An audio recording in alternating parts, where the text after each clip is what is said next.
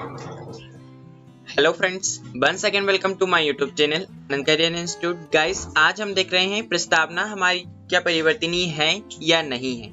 जो हमारी संविधान की प्रस्तावना है, क्या वह परिवर्तनीय है, और है तो किस एक्ट के तहत वह परिवर्तनीय है, किस क्षेत्र में वह परिवर्तनीय है और किस क्षेत्र में परिवर्तनीय नहीं है। आज हम यह देखेंगे।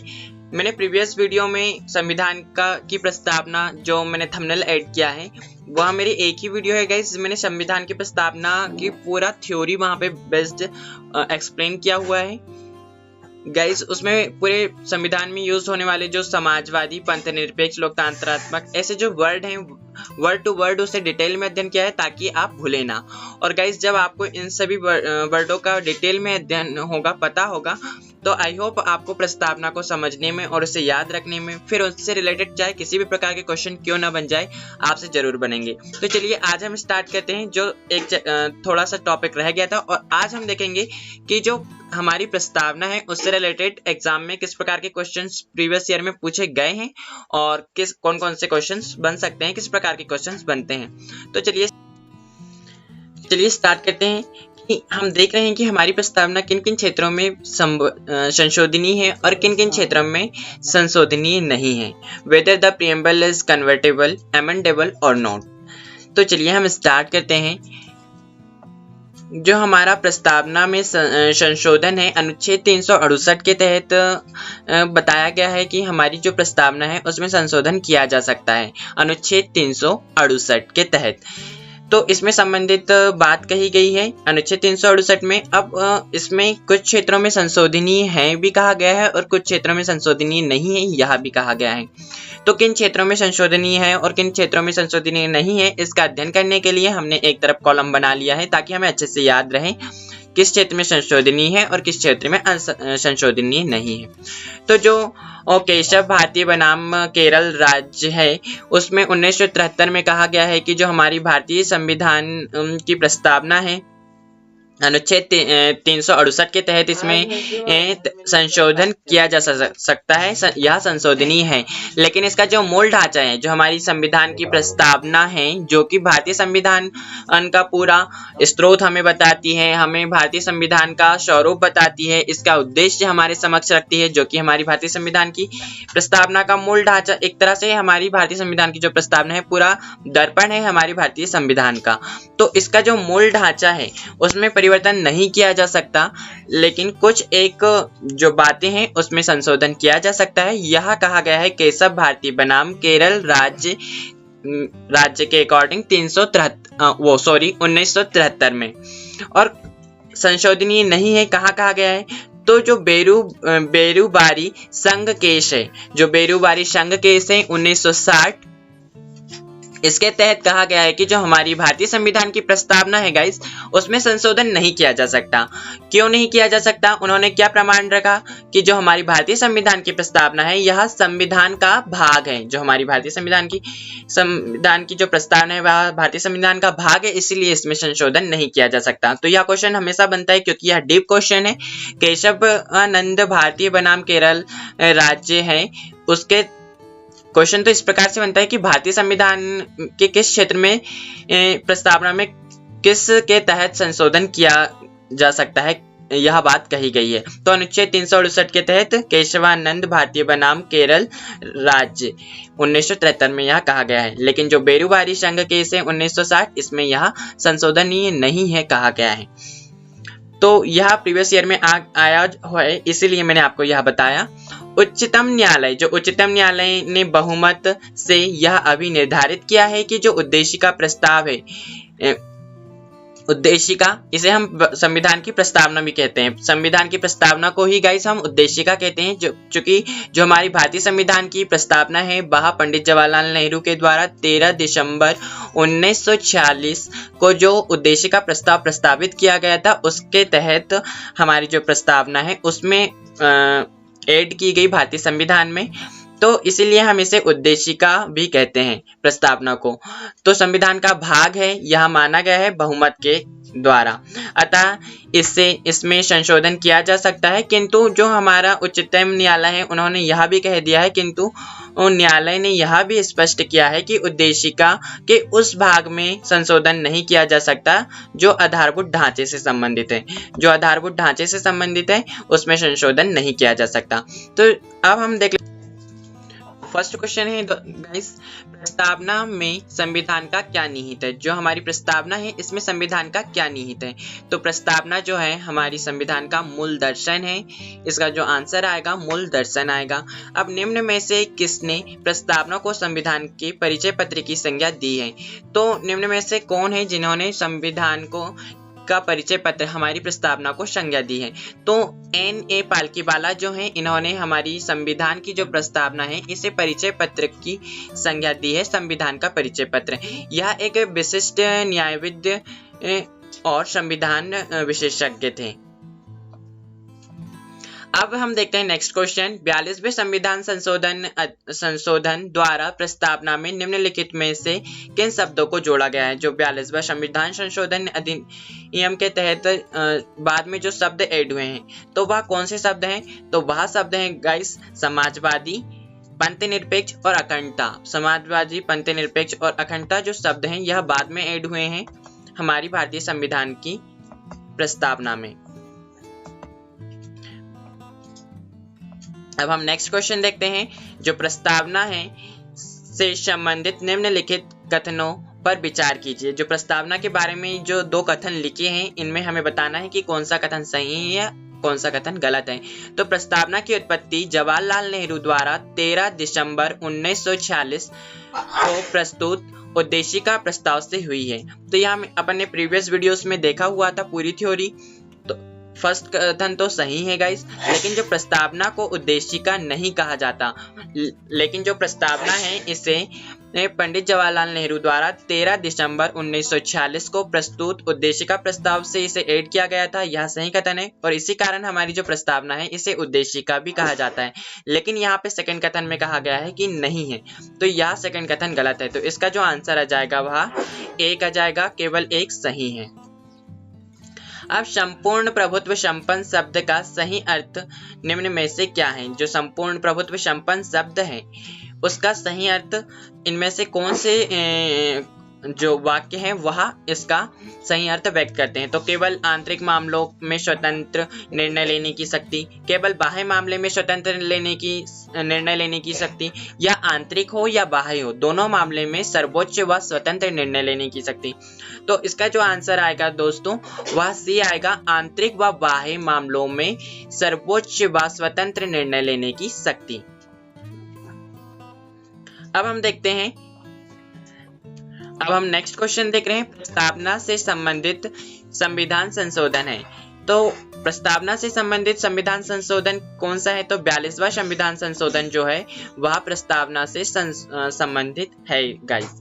अब हम देख रहे हैं सेकंड क्वेश्चन, न्याय में सम्मिलित सभी पक्ष सामाजिक, आर्थिक, राजनीतिक भारतीय संविधान में किस देश से ग्रहण किए गए हैं। तो यह किस देश से ग्रहण किए गए हैं। यह किए गए हैं रूस देश से यह ग्रहण किए गए हैं सामाजिक, आर्थिक और राजनीतिक। अब हम नेक्स्ट क्वेश्चन देखते हैं, राजनीतिक लोकतंत्र तब तक स्थायी नहीं बन सकता जब तक कि उसके मूल्यों में सामाजिक लोकतंत्र नहीं हो। यह कथन किसका है, उक्त कथन किसका है। राजनीतिक लोकतंत्र तब तक स्थायी नहीं बन सकता जब तक कि उसके मूल्यों में सामाजिक लोकतंत्र नहीं हो। तो यह इसका जो आंसर आएगा वह क्या आएगा गाइस। तो इसका जो आएगा आंसर वह आएगा B.R. अम्बेडकर। तो जो B.R. अम्बेडकर जी हैं इन्होंने ये कहा है राजनीतिक लोकतंत्र तब तक स्थायी नहीं हो सकता जब तक कि इसके जो मूल्य हैं इसमें सामाजिक लोकतंत्र नहीं होगा। नेक्स्ट क्वेश्चन, प्रस्तावना में निम्न में से किन तत्वों का समावेश पाया जाता है। जो प्रस्तावना है हमारी इनमें से किन तत्वों का समावेश है। तो जो हमारी प्रस्तावना है वह संविधान का स्रोत है, वह हमें स्वरूप बताता है प्रस्तावना संविधान का पूरा, और क्या उद्देश्य है संविधान का यह हमें बताता है कि क्या उद्देश्य, क्यों यह संविधान बनाया गया है। तो अगर आपने प्रस्तावना को एक बार अध्ययन कर लिया तो आपको भारतीय संविधान को जो कि काफ़ी बड़ा संविधान है, उसे समझने में ज़्यादा प्रॉब्लम नहीं होगी। तो संविधान का स्रोत, स्वरूप व उद्देश्य हमें यहाँ संविधान की प्रस्तावना बताती है। तो इसका जो आंसर आएगा वह ए आएगा। अब हम देख रहे हैं नेक्स्ट क्वेश्चन। भारत में निम्न में से समाजवाद के किस स्वरूप को अपनाया गया है? जो हमारा भारतीय संविधान है इसमें समाजवाद शब्द तो आता है, समाजवाद को अपनाया गया है, तो कौन से समाजवाद को अपनाया गया है? तो हमारे भारतीय संविधान में लोकतांत्रिक समाजवाद को अपनाया गया है। इसका जो आंसर आएगा वह सी आएगा। भारत में लोकतंत्र का कौन सा स्वरूप प्रचलित है? तो जो हमारे भारतीय संविधान है इसमें लोकतंत्र का कौन सा स्वरूप प्रचलित है? तो भारतीय संविधान में प्रत्यक्ष चुनाव भी होते हैं और अप्रत्यक्ष चुनाव भी होते हैं। तो इसका जो आंसर आएगा दोनों का मिश्रित स्वरूप अपनाया जाता है। तो इसका सी आंसर सही हो जाएगा। अब उद्देश्य प्रस्ताव संविधान सभा में कब प्रस्तुत किया गया? जो उद्देश्य प्रस्ताव रखा गया था, जिसके थ्रू हमारी प्रस्तावना संविधान में ऐड हुई थी, वह कब रखा गया था? तो यह रखा गया था 13 दिसंबर 1946। 13 दिसंबर 1946 को जो उद्देश्य का प्रस्ताव है वह संविधान सभा में प्रस्तुत किया गया था। इसका आंसर ए हो जाएगा। अब हम नेक्स्ट क्वेश्चन देख रहे हैं। भारतीय गणतंत्र की 26 जनवरी 1950 को सही संवैधानिक वस्तु स्थिति क्या थी जब संविधान लागू किया गया था? तो इसका जो आंसर होगा वह क्या होगा गाइस? तो इसका आंसर आएगा सी, संपूर्ण प्रभुत्व संपन्न लोकतांत्रिक गणराज्य। जो हमारा भारतीय गणतंत्र की जो 26 जनवरी 1950 को सही संवैधानिक वस्तु स्थिति क्या थी जब संविधान लागू किया गया था? तो जब हमारा जो संविधान था वह देश था वह संपूर्ण प्रभुत्व संपन्न था और वह लोकतांत्रिक गणराज्य था। यह यूपीएससी मेंस 2009 में और यूपी लोअर सब इंस्पेक्टर की जो प्री वाला जो एग्जाम है उसमें 2008 में पूछा गया था। तो इसका जो आंसर होगा वह सी हो जाएगा, संपूर्ण प्रभुत्व संपन्न लोकतांत्रिक गणराज्य। अब हम नेक्स्ट क्वेश्चन देख रहे हैं। निम्न शब्द में से कौन सा शब्द 1975 में भारतीय संविधान में की प्रस्तावना में सम्मिलित नहीं था? तो कौन सा शब्द था जो बाद में जुड़े हैं 1976 के तहत? तो जो इसमें अखंडता शब्द है वह बाद में जुड़ा हुआ है। यह भी यूपीएससी मेंस 2006 में पूछा गया था। अब हम देख रहे हैं नेक्स्ट क्वेश्चन। निम्न में से कौन भारत को धर्मनिरपेक्ष राज्य वर्णित करता है? तो निम्न में से कौन है जो बताता है कि जो हमारा भारतीय देश है, भारत राज्य है, भारत है वह एक धर्मनिरपेक्ष राज्य है? तो यह बताता है हमको भारतीय संविधान। जो हमारा संविधान की प्रस्तावना है वह हमें यह बताती है कि जो हमारा भारत देश है वह एक धर्मनिरपेक्ष राज्य है। यह यूपीएससी मेंस 2005 में पूछा गया था। तो इसका आंसर बी हो जाएगा। अब हम नेक्स्ट क्वेश्चन देख रहे हैं। भारत में लौकिक सार्वभौमिकता है क्योंकि संविधान की जो प्रस्तावना है इसका आरंभ होता है। किससे हमें पता चलता है कि भारत में लौकिक सार्वभौमिकता है? जो हमारी प्रस्तावना है इससे हमें पता चलता है। तो जो हमारी प्रस्तावना है वह आरंभ कहाँ से होती है? तो हम देखते हैं, हम जो प्रस्तावना है आरंभ करते हैं हम भारत के लोक शब्द से। तो इसका जो आंसर होगा वह आ जाएगा डी, हम भारत के लोक शब्द से। यह बीपीएससी प्री 1994 में यह पूछा गया था। अब हम नेक्स्ट क्वेश्चन देख रहे हैं। नेक्स्ट क्वेश्चन है हमारा, सभी व्यक्ति पूर्णतः समान रूप से मानव है यह सिद्धांत जाना जाता है? तो यह सिद्धांत किस नाम से जाना जाता है? तो इसका जो आंसर आएगा यह सार्वभौमिकता का सिद्धांत है कि सभी व्यक्ति पूर्णतः और समान रूप से मानव है। यह सार्वभौमिकता का सिद्धांत है। तो इसका जो आंसर आएगा वह ए जाएगा गाइस। अब निम्न में से कौन भारतीय संविधान की प्रस्तावना में उल्लेखित नहीं है? तो जो क्वेश्चन है उन्हें ध्यान से पढ़िएगा एग्जाम में भी। निम्न में से कौन भारतीय संविधान की प्रस्तावना में उल्लेखित नहीं है? तो सामाजिक न्याय भी उल्लेखित है, राजनीतिक न्याय भी उल्लेखित है, आर्थिक न्याय भी उल्लेखित है, लेकिन जो धार्मिक न्याय है यह उल्लेखित नहीं है। अर्थात जो हमारी भारतीय संविधान है इसमें आर्थिक न्याय धार्मिक न्याय दिलाने की बात नहीं कही गई, यह नहीं लिखा है। यह भी भी प्रीवियस ईयर क्वेश्चन पूछा गया है दोस्तों। अब हम देखते हैं नेक्स्ट क्वेश्चन, भारतीय संविधान का कौन सा भाग संविधान की आत्मा कहलाता है? भारतीय संविधान का कौन सा भाग है जो संविधान की आत्मा कहलाता है? तो भारतीय संविधान की जो प्रस्तावना है उसे ही हम भारतीय संविधान की आत्मा कहते हैं, लेकिन यहाँ पे प्रस्तावना नहीं लिखा हुआ है, तो जो हमारी प्रस्तावना है हम उसे उद्देशिका भी कहते हैं। तो इसका जो आंसर हो जाएगा सी हो जाएगा उद्देशिका। यह यूपीएससी मेंस में 2008 में पूछा गया है, यूपीएससी मेंस में 2013 में पूछा गया है और यूपीएससी मेंस में 2015 में पूछा गया है। अब हम नेक्स्ट क्वेश्चन देख रहे हैं, निम्न विवादों में ऐसे किसमें सर्वोच्च न्यायालय की प्रस्तावना को भारतीय संविधान की मौलिक संरचना का भाग स्वीकार किया गया है? तो जो केशवानंद भारतीय विवाद है, इसमें भारतीय संविधान की मौलिक संरचना का भाग स्वीकार, जो सर्वोच्च न्यायालय ने प्रस्तावना को भारतीय संविधान की मौलिक संरचना का भाग स्वीकार किया है। यह यूपीएससी प्री 2014 में पूछा गया है गाइस।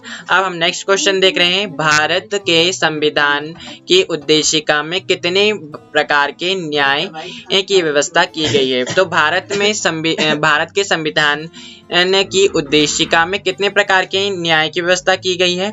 तो इसमें 3 प्रकार के न्याय की व्यवस्था की गई है, तो इसका जो आंसर है वह बी आ जाएगा। अब हम नेक्स्ट क्वेश्चन देख रहे हैं, निम्न में से कौन एक भारतीय संविधान के उद्देश्यों को प्रतिबिंबित करता है? तो इनमें से कौन से जो उद्देश्य भारतीय संविधान के उद्देश्य हैं उनको प्रतिबिंबित करता है? तो जो हमारी भारतीय संविधान की प्रस्तावना है वह भारतीय संविधान के उद्देश्यों को हमें बताता है, तो इसका जो आंसर हो जाएगा भारतीय संविधान की प्रस्तावना, आंसर बी। अब हम नेक्स्ट क्वेश्चन देख रहे हैं, यह भारतीय संविधान की प्रस्तावना में निम्नलिखित में से किस स्वतंत्रता का वर्णन नहीं है? तो कौन सी स्वतंत्रता है जो भारतीय संविधान की प्रस्तावना में नहीं है? विचार की स्वतंत्रता, धर्म की स्वतंत्रता, विश्वास की स्वतंत्रता या आर्थिक स्वतंत्रता? तो आर्थिक स्वतंत्रता जो डी है यह हमारी भारतीय संविधान की प्रस्तावना में वर्णन नहीं है। हमारी भारतीय संविधान में यह नहीं कहा गया है कि आर्थिक स्वतंत्रता किसी को दी जाए। तो यूपीएससी मेंस 2008 में यह पूछा गया है, निम्न में से किस वाद में उच्चतम न्यायालय ने धारणा प्रस्तुत की कि उद्देशिका संविधान का भाग है? तो जो बॉम्बे बहुमत के द्वारा संविधान की जो प्रस्तावना है उसे कहा गया है कि जो संविधान है वह जो प्रस्तावना है वह संविधान का भाग है। तो वह किसके तहत कहा गया है? तो बॉम्बे बनाम यूनियन ऑफ इंडिया। इसका जो आंसर है वह सी आ जाएगा। यह यूपीएससी प्री 2012 में पूछा गया है। अब हम नेक्स्ट क्वेश्चन देख रहे हैं, निम्न में से कौन सही है? निम्न में से कौन सही है? सामाजिक समानता संविधान की प्रत्याभूत नहीं है। देश में सामाजिक समानता पहले से ही विद्यमान थी। सामाजिक समानता संविधान की प्रत्याभूत है या उपयुक्त में से कोई नहीं। तो जो इसका आंसर सी है वह सही हो जाएगा। सामाजिक समानता संविधान में प्रत्याभूत है। यह यूपीएससी मेंस 2008 में पूछा गया था। अब हम नेक्स्ट क्वेश्चन देख रहे हैं, निम्न में से भारत के संदर्भ में धर्मनिरपेक्ष शब्द का सही भाव कौन व्यक्त करता है? तो जो भारत है हमारा धर्मनिरपेक्ष राज्य है, वह कौन सा वाक्य हमें बताता है? भारत में अनेक धर्म हैं, भारतीयों को धार्मिक स्वतंत्रता प्राप्त है, धर्मानुपालन व्यक्ति की इच्छा पर निर्भर है, भारत में राज्य का कोई धर्म नहीं है। जो हमने धर्म के आधार पर 3 राज्यों की कैटेगरी डिवाइड की थी, तो इसका जो आंसर होगा वह डी आएगा। भारत में राज्यों का कोई धर्म नहीं है। यह यूपीएससी 2005 में पूछा गया था मेंस में। अब हम नेक्स्ट क्वेश्चन देख रहे हैं, भारतीय संविधान की जो प्रस्तावना है उसको हमारे संप्रभु प्रजातांत्रिक गणतंत्र की जन्म कुंडली कहा गया है। जो हमारी भारतीय संविधान की प्रस्तावना है उसे हमारे संप्रभु प्रजातांत्रिक गणराज्य की जन्म कुंडली ये कहते हैं। तो इसे किसने कहा है? तो इसे के.एम. मुंशी के द्वारा कहा गया है। I hope guys this video is really helpful for you. Thank you for watching my whole video. और इसी तरह के न्यू क्वेश्चंस प्राप्त करने के लिए और पूरी थ्योरी पढ़ने के लिए मेरे चैनल को सब्सक्राइब कीजिए और बेल आइकन को भी प्रेस कीजिए ताकि आने वाली जितनी भी वीडियोस मैं अपलोड करूं आपके पास नोटिफिकेशन पहुंच जाए। Thank you for watching my whole video.